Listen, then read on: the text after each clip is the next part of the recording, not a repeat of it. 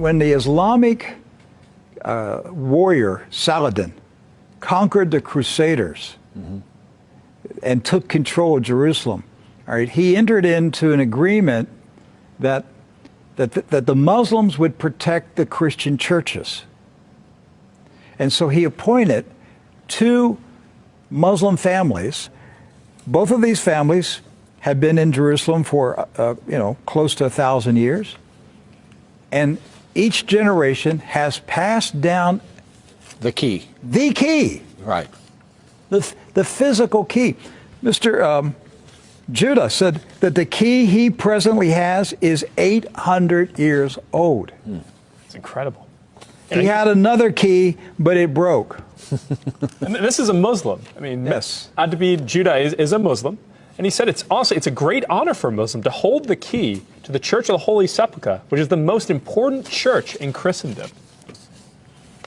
That's not disrespect. That's, we don't hear this in America. We don't hear, because what we have been told is Christian Americans, you should hate Muslims, you should kill Muslims. Because they're going to tear down all the churches and basically just ransack them and everything else. But here we have 2 families that for nearly 1,000 years have actually been watching over Christian churches. That's right. So who planted into our minds here in America that we should hate and kill Muslims? Who planted that thought in our head? Because it came into our society after 9/11. That's correct. So 9/11 was a calculated, planned operation, and it changed everything in our country. And so we were saturated with media propaganda, which who owns the media in this country? So we're saturated with this media propaganda.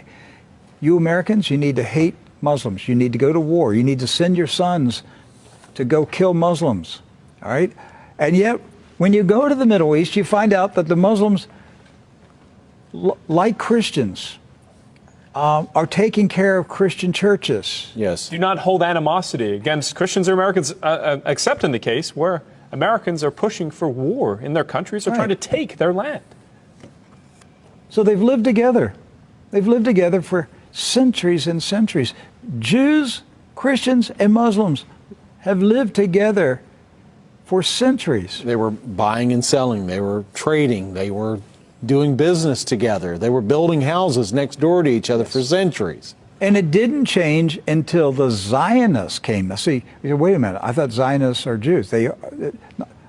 Not all Jews are Zionists. And not all Zionists are Jews.